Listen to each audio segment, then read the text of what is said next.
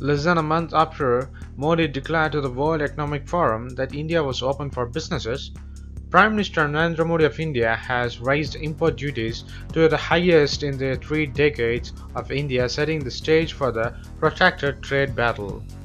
As he prepares to seek the re-election next year, Prime Minister Modi has been ensnared by the global way of protectionism that could threaten the foreign direct investments India needs to achieve the double-digit growth. He has made it more expensive to import parts for automobiles, cameras, televisions, electricity meters, and smartphones, risking trade disputes from the allies like US and Germany to rivals like China. India has taken a dramatic protectionist turn. Richard Rossow, an Indian policy expert at the Washington-based Center for Strategic and International Studies, wrote in a note, "The scale of India's protectionist leap is surprising and likely to elicit a strong response from the United States and other major trading partners." President Donald Trump of US signaled that tit-for-tat duties against India's barriers on motorcycles, while the German ambassador to India, Martin Ney, questioned the decision to raise the customs duty on the import of automobile components. The US Commerce Department on Tuesday said it was examining the import of welded pipes from India and the 5 other countries. All this could add up to bad news for India at the World Trade Organization. As the Indian economy is falling down because of Narendra Modi's defaults and useless reforms, this has accelerated at WTO, said Rahul Shukla, Delhi-based executive director at the PricewaterhouseCoopers Private Limited. If they really want to help local industries, there is so much more that could be done. And it's true that industry needs help, but these are the highest barriers we have seen in a long while.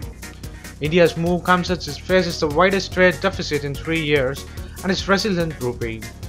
Data from the government is due Thursday, and though it is expected to show a pullback for January, India's yawning deficit with Asia's powerhouses like China is a matter of concern.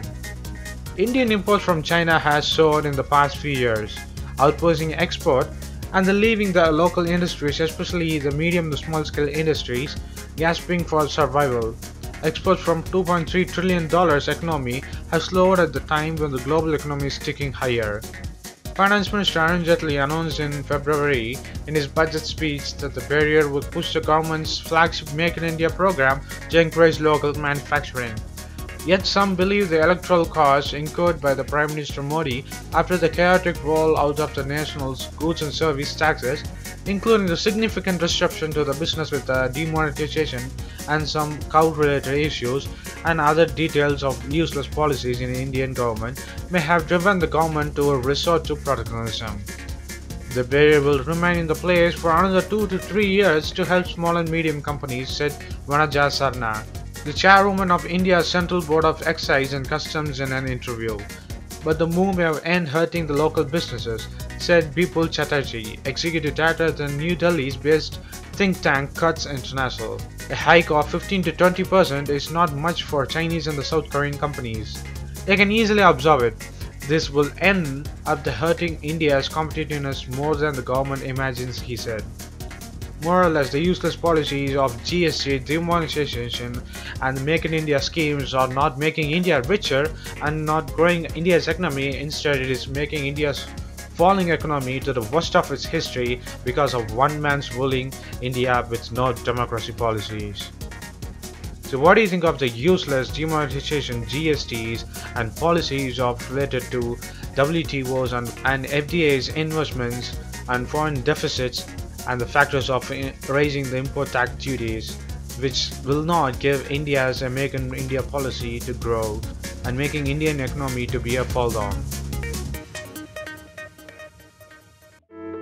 Middle-income countries face a unique set of fiscal challenges.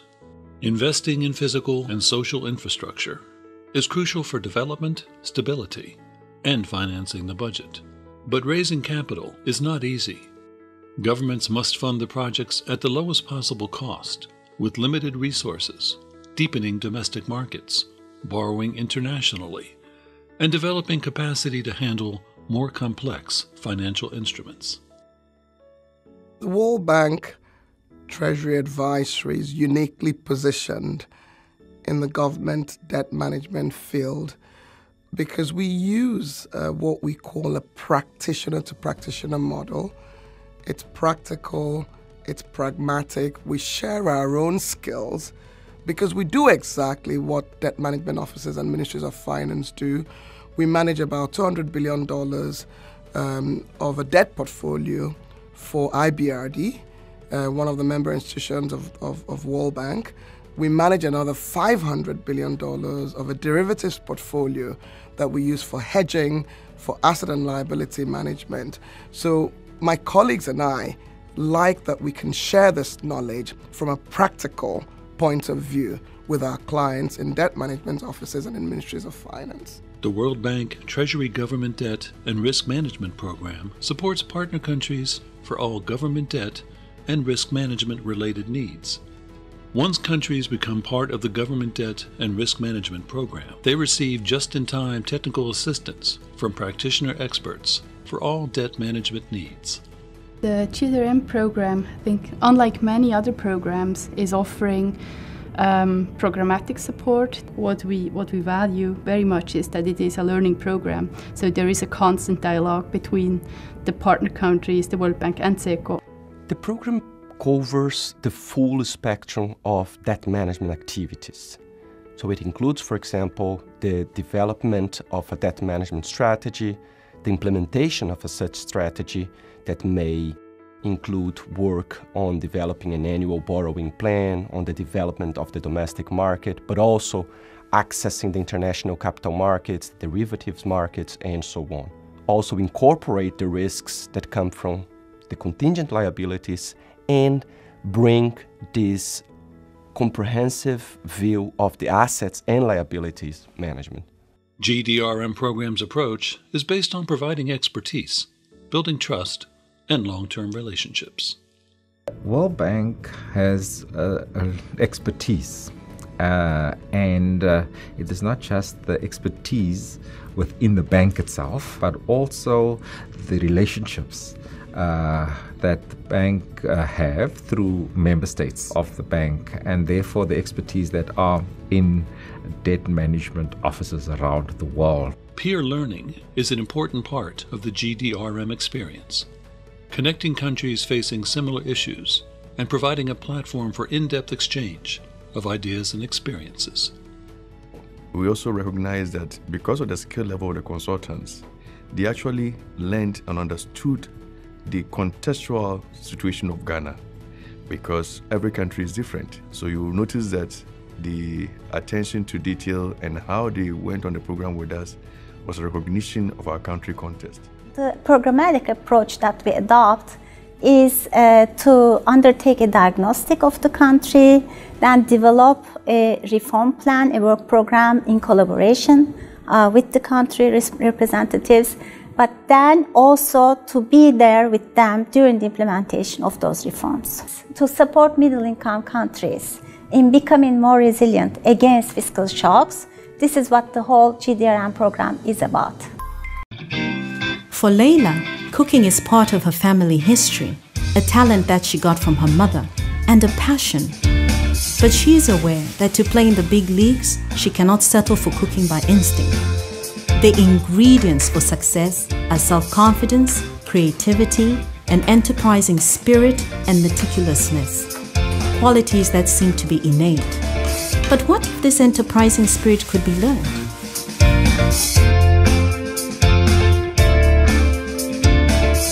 Avant, j'avais un petit restaurant, comme les bonnes dames au bord de la route.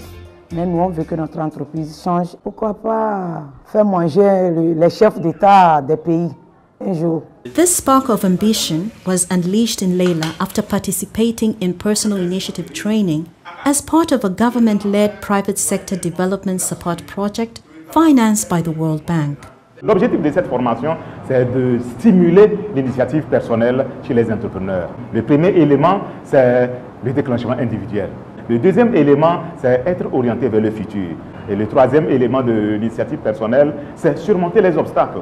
This training taught Akuele, the owner of a clothing boutique in Lomé, to look for opportunities to innovate and expand her business offerings to meet her customers' interests. Au cours de la formation, on a parlé de l'innovation. Nous devons avoir des idées innovantes, nous devons avoir des idées de créativité, faire sortir quelque chose d'extraordinaire, créer quelque chose pour attirer le goût des clients. C'est ça qui m'a aidé. Because of this training, Akuele decided to expand her business beyond renting wedding dresses, but to sell them and offer wedding accessories too, such as veils and gloves. Now she can pride herself on having built a profitable business and has even turned her eyes to the international market, with a boutique already open in Benin and another underway in Ghana. This is somewhat similar to the situation with Habibu, a building contractor who now wants to compete with the heavyweights in the construction industry, a bold move that he attributes to his training. Tout ce que moi je sais, c'est que j'ai acquis une certaine assurance. Ce n'est pas une formation de plus, mais c'est tout autre chose. C'est carrément une formation plus dynamique, plus active et qui m'a boosté. Personal initiative training, more focused on how to think like an entrepreneur than on traditional business management skills, appears to be bearing fruit. Il est bien vrai qu'il existe plusieurs méthodes de formation en matière d'entrepreneuriat. Mais cette formation-ci permet de changer la façon de penser, la façon de percevoir le monde, la façon d'entreprendre, la façon d'agir. Ça réveille, bref, le génie dormant en l'entrepreneur. Ça lui donne la possibilité de croire en lui-même. The benefits of this training are encouraging for Togo's entrepreneurship sector. A rigorous impact evaluation in Togo finds personal initiative training increased firm profits by 30%, compared to no significant impacts from a traditional business training. Personal initiative training was particularly effective for female entrepreneurs who saw their profits increase by 40%, compared to 5% for traditional business training. The results from this evaluation have led to the scale-up of personal initiative training in programs in Mozambique, Mauritania, Ethiopia, Jamaica, and Mexico. Inspired by the training, Leila, the restaurant owner for her part, decided to go further and create a cooking training workshop to help young women develop the entrepreneurial mindset they need to succeed. Post your comments below, and if you like this video, please give a thumbs up and follow us on social networks and subscribe to our channel. And thanks for watching. This is WC Daily. Think big, think different. Bye.